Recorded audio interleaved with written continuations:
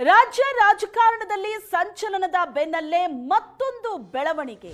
ಇವತ್ತೇ ಜಾತಿ ಗಣತಿ ವರದಿಯನ್ನ ಸ್ವೀಕರಿಸೋದಕ್ಕೆ ಸಿದ್ದರಾಮಯ್ಯನವರ ಸರ್ಕಾರ ನಿರ್ಧಾರ ಮಾಡಿರೋದು. ಸಿಎಂ ರಾಜೀನಾಮೆಗೂ ಮುನ್ನ ಜಾತಿ ಗಣತಿಯ ವರದಿ ಸಲ್ಲಿಕೆಯಾಗಲಿದೆ. ಭಾರಿ ಕುತೂಹಲಕ್ಕೆ ಕಾರಣವಾಗಿದೆ ಜಾತಿ ಗಣತಿ ವರದಿ ಸಲ್ಲಿಕೆ ಅನ್ನೋದು.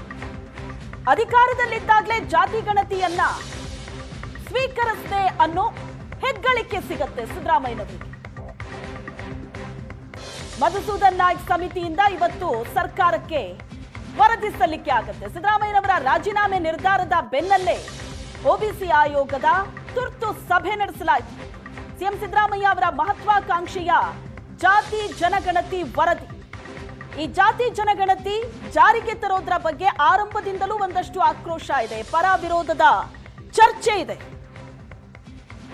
ಈಗ ಸಿದ್ದರಾಮಯ್ಯನವರು ರಾಜೀನಾಮೆ ಕೊಡೋದಕ್ಕೂ ಮುನ್ನ ಈ ಜಾತಿ ಗಣತಿಯನ್ನ ಸ್ವೀಕರಿಸೋದಕ್ಕೆ ಮುಂದಾಗಿದ್ದಾರೆ.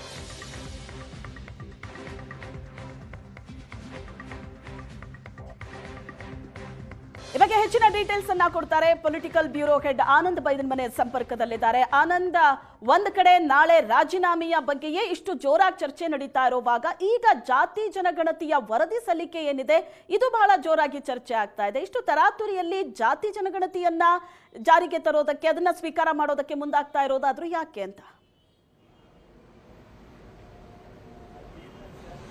ಇದು ಎಲ್ಲರಿಗೂ ಕೂಡ ಗೊತ್ತಿರತಕ್ಕಂಥ ವಿಚಾರ. ರಾಜ್ಯದಲ್ಲಿ ನಾಯಕತ್ವ ಬದಲಾವಣೆಯ ಟೈಮ್ ಸನ್ನಿಹಿತವಾಗಿರ್ತಕ್ಕಂಥ ಹಿನ್ನೆಲೆಯಲ್ಲಿ ಮುಖ್ಯಮಂತ್ರಿ ಸಿದ್ದರಾಮಯ್ಯರ ಅತ್ಯಂತ ಪ್ರಮುಖವಾಗಿರುವಂಥ ಮತ್ತು ರಾಜಕೀಯವಾಗಿ ಒಂದು ಸ್ಪಷ್ಟವಾದ ಸಂದೇಶ ಕೊಡಬಹುದಾದಂಥ ಒಂದು ವರದಿ ಅಂದರೆ ಅದು ಜಾತಿ ಜನಗಣತಿ ವರದಿ. ಆ ವರದಿಯನ್ನು ಬಹಳ ಪ್ರಮುಖವಾಗಿ ಮುಖ್ಯಮಂತ್ರಿಗಳು ಸತಾಯಗತಾಯ ಬಹಳ ವಿರೋಧದ ಮಧ್ಯದಲ್ಲೂ ಕೂಡ ಜಾತಿ ಜನಗಣತಿ ಮಾಡೋ ನಿರ್ಧಾರ ತೆಗೆದುಕೊಂಡು ಒಂದು ವರದಿಯನ್ನು ಕೂಡ ಪಡೆದುಕೊಳ್ತಾರೆ. ಆದರೆ ಆ ವರದಿಯ ಕಾಲಾವಕಾಶ ಎಲ್ಲೋ ಒಂದು ಕಡೆ ಕಾಲಾವಧಿ ಸರಿ ಇಲ್ಲ ಅನ್ನುವಂಥ ಕಾರಣಕ್ಕಾಗಿ ಮಧ್ಯಪ್ರವೇಶ ಮಾಡಿದ ಹೈಕಮಾಂಡು ಆ ವರದಿಯನ್ನು ತಿರಸ್ಕಾರ ಮಾಡಿ ಹೊಸದಾಗಿ ಜಾತಿ ಜನಗಣತಿಯನ್ನು ಮಾಡಲಿಕ್ಕೆ ಸೂಚನೆಯನ್ನು ಕೊಟ್ಟಿತ್ತು.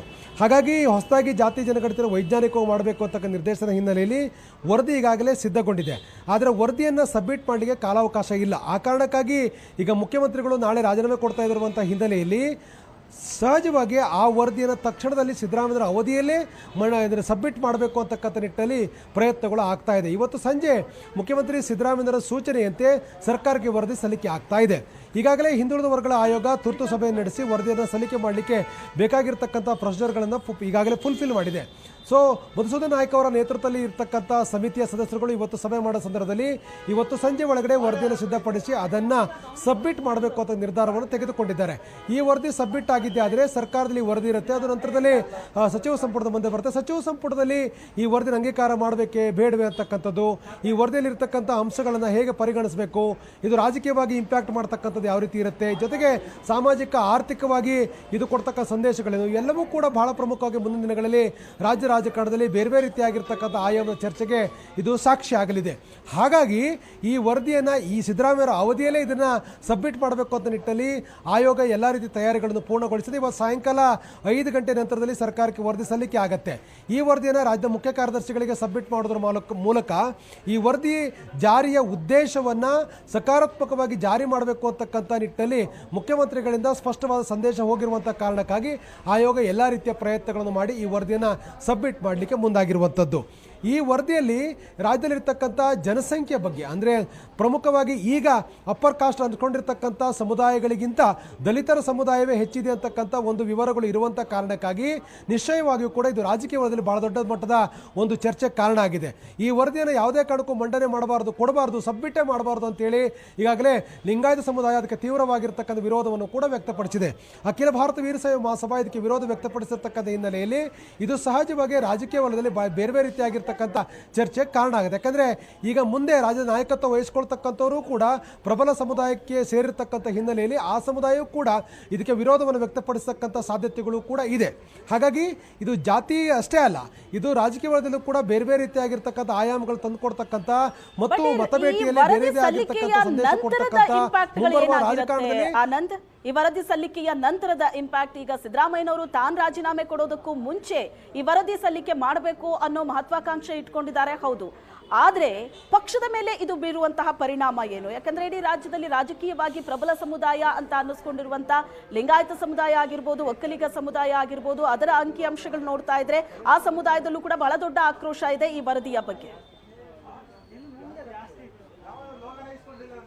ಎಸ್, ಖಂಡಿತವಾಗ್ಲೂ ಕೂಡ ರಾಜ್ಯದಲ್ಲಿ ಈಗಾಗಲೇ ಲಿಂಗಾಯತರು ಮತ್ತು ಒಕ್ಕಲಿಗರ ಜನಸಂಖ್ಯೆ ಜಾಸ್ತಿ ಇದೆ ಅಂತಕ್ಕಂಥ ಹಿನ್ನೆಲೆಯಲ್ಲಿ ರಾಜಕೀಯ ಧ್ರುವೀಕರಣ ನಡೀತಿರ್ತಕ್ಕಂಥದ್ದು. ಅಂದರೆ ರಾಜಕೀಯವಾಗಿ ಸೀಟ್ಗಳನ್ನು ಕೊಡುವಾಗಲೂ ಕೂಡ ಲಿಂಗಾಯತರು ಒಕ್ಕಲಿಗರನ್ನ ಮುಖ್ಯವಾಗಿ ಇಟ್ಟುಕೊಂಡು ಇನ್ನುಳಿದಿರ್ತಕ್ಕ ಸಮುದಾಯಗಳನ್ನು ನಂತರದಲ್ಲಿ ಪರಿಗಣಿಸಲಾಗ್ತಾ ಇತ್ತು. ಆದರೆ ವಾಸ್ತವದಲ್ಲಿ ಲಿಂಗಾಯತರು ಮತ್ತು ಒಕ್ಕಲಿಗರಿಗಿಂತ ಹೆಚ್ಚಾಗಿ ದಲಿತ ಸಮುದಾಯ ಇದೆ ಅಂತಕ್ಕಂಥದ್ದು ವರದಿಯಲ್ಲಿ ಬಹಳ ಪ್ರಮುಖವಾಗಿ ಪ್ರಸ್ತಾಪ ಆಗಿದೆ.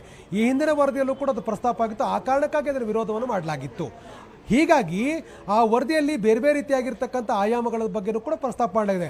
ಈ ದಲಿತ ಸಮುದಾಯಕ್ಕೆ ಸೇರಿರ್ತಕ್ಕಂಥ ಸಾಮಾಜಿಕ, ಆರ್ಥಿಕ, ಶೈಕ್ಷಣಿಕವಾಗಿರ್ತಕ್ಕಂಥ ಸ್ಥಾನಮಾನಗಳ ಬಗ್ಗೆಯೂ ಕೂಡ ಅದರಲ್ಲಿ ಬಹಳ ಪ್ರಮುಖವಾಗಿ ಪ್ರಸ್ತಾಪ ಮಾಡಲಾಗಿದೆ. ಔದ್ಯೋಗಿಕ ವಿವರಗಳು ಕೂಡ ಇದೆ. ಅಂದರೆ ಯಾವ ಸಮುದಾಯದವರು ಎಷ್ಟು ಶಿಕ್ಷಣವನ್ನು ಪಡೆದಿದ್ದಾರೆ, ಆರ್ಥಿಕವಾಗಿ ಹೇಗಿದ್ದಾರೆ, ಉದ್ಯೋಗದಲ್ಲಿ ಹೇಗಿದ್ದಾರೆ, ಎಲ್ಲದರ ಬಗ್ಗೆಯೂ ಕೂಡ ಮಾಹಿತಿಗಳಿದೆ. ಮತ್ತು ರಾಜಕೀಯವಾಗಿಯೂ ಕೂಡ ಯಾವ್ಯಾವ ಸ್ಥಾನಮಾನದಲ್ಲಿ ಇದ್ದಾರೆ ಅಂತಕ್ಕಂಥದ್ರ ಬಗ್ಗೆಯೂ ಕೂಡ ಉಲ್ಲೇಖ ಮಾಡಿದೆ. ಬಹಳ ಮುಖ್ಯವಾಗಿ ಪ್ರಬಲ ಸಮುದಾಯವಾಗಿರ್ತಕ್ಕಂಥ ಲಿಂಗಾಯತ ಮತ್ತು ಒಕ್ಕಲಿಗ ಸಮುದಾಯಗಳಿಗಿಂತ ದಲಿತ ಸಮುದಾಯದ ಜನಸಂಖ್ಯೆ ಜಾಸ್ತಿ ಇದೆ ಅಂತೇಳಿ ಆ ವರದಿಯಲ್ಲಿ ಪ್ರಮುಖವಾಗಿ ಪ್ರಸ್ತಾಪವನ್ನು ಮಾಡಲಾಗಿದೆ. ಅದು ತೀವ್ರ ವಿರೋಧಕ್ಕೆ ಕಾರಣವಾಗಿರ್ತಕ್ಕಂಥದ್ದು. ಲಿಂಗಾಯತ ಸಮುದಾಯ ಮತ್ತು ಒಕ್ಕಲಿಗ ಸಮುದಾಯ ಈ ವರದಿಗೆ ಆ ಕಾರಣಕ್ಕಾಗಿ ವಿರೋಧವನ್ನು ವ್ಯಕ್ತಪಡಿಸ್ತಾ ಇರ್ತಕ್ಕಂಥದ್ದು. ವೈಜ್ಞಾನಿಕವಾಗಿ ವರದಿ ಸಿದ್ಧಪಡಿಸಿಲ್ಲ ಅಂತಕ್ಕಂಥ ನಿಟ್ಟಿನಲ್ಲಿ ತಮ್ಮದೇ ಆದಂಥ ಹೋರಾಟವನ್ನು ಕೂಡ ಈ ಎರಡು ಸಮುದಾಯಗಳು ಮಾಡಿದ್ವು. ಇಷ್ಟಾಗಿಯೂ ಕೂಡ ಕಾಂಗ್ರೆಸ್ ಹೈಕಮಾಂಡ್ನ ಮಧ್ಯಪ್ರವೇಶದೊಂದಿಗೆ ಮತ್ತೊಂದು ಬಾರಿ ಜಾತಿ ಜನಗಣತಿಯನ್ನು ರೆಡಿ ಮಾಡ್ತಕ್ಕಂಥ ಜವಾಬ್ದಾರಿಯನ್ನು ಹಿಂದುಳಿದ ವರ್ಗಗಳ ಆಯೋಗಕ್ಕೆ ನೀಡಲಾಗಿತ್ತು. ಮಧುಸೂದನ್ ನಾಯಕ್ ನೇತೃತ್ವದ ಏನು ಆಯೋಗ ಇದೆ ಅದು ವರದಿಯನ್ನು ಕೂಡ ಸಿದ್ಧಪಡಿಸಿದೆ. ವರದಿಯಲ್ಲಿ ಹಳೆಯ ಮಾಹಿತಿಗಳೇ ರಿಪೀಟ್ ಆಗಿರ್ತಕ್ಕಂಥ ಸಾಧ್ಯತೆಗಳು ಹೆಚ್ಚಿದೆ ಅಂತಕ್ಕಂಥ ಮಾಹಿತಿಗಳು ಲಭ್ಯ ಆಗಿದೆ.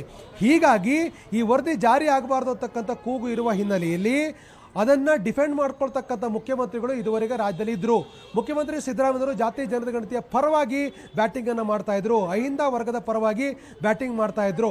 ಆದರೆ ಈಗ ಮುಂಬರ್ತಕ್ಕಂಥ ಮುಖ್ಯಮಂತ್ರಿ ಪ್ರಬಲ ಸಮುದಾಯಕ್ಕೆ ಸೇರೋರಾಗಿರತಕ್ಕಂಥ ಹಿನ್ನೆಲೆಯಲ್ಲಿ ಅವರು ಈ ವರದಿಯ ಜಾರಿ ಮಾಡಲಿಕ್ಕೆ ಹಿಂದೇಟಾಗ್ತಕ್ಕಂಥ ಸಾಧ್ಯತೆಗಳಿದೆ. ಆದರೆ ಈ ವರದಿಯನ್ನು ಈಗಲೇ ಅದನ್ನು ಸರ್ಕಾರಕ್ಕೆ ಸಬ್ಮಿಟ್ ಮಾಡಿದ್ದೆ ಆದರೆ ನಿಶ್ಚಯವಾಗಿಯೂ ಕೂಡ ಮುಂದೆ ಬರ್ತಕ್ಕಂಥ ಮುಖ್ಯಮಂತ್ರಿ ಅದನ್ನು ಜಾರಿ ಮಾಡಲೇಬೇಕಾಗತ್ತೆ. ಜಾರಿ ಮಾಡದೇ ಇದ್ದರೆ ರಾಜಕೀಯವಾಗಿ ಬೇರೆ ಬೇರೆ ರೀತಿಯಾಗಿರ್ತಕ್ಕಂಥ ಸಂದೇಶಗಳನ್ನು ಕೊಡ್ತಕ್ಕಂಥ ಸಾಧ್ಯತೆಗಳು ಕೂಡ ಇದೆ. ಆ ಕಾರಣಕ್ಕಾಗಿ ಮುಂದಿನ ಮುಖ್ಯಮಂತ್ರಿಗೆ ಒಂದು ಚೆಕ್ ಮೇಟ್ ಇಡುವಂತ ಹಿನ್ನೆಲೆಯಲ್ಲೂ ಕೂಡ ಈ ವರದಿಯನ್ನ ಇವತ್ತು ಸಲ್ಲಿಕೆ ಮಾಡತಕ್ಕಂಥ ಅನಿವಾರ್ಯವಾಗಿರುವಂತಹ ಹಿನ್ನೆಲೆಯಲ್ಲಿ ಈ ವರದಿ ಇವತ್ತೇ ಸಲ್ಲಿಕೆ ಆಗ್ತಾ ಇರತಕ್ಕಂಥದ್ದು. Yes, thank you Anand.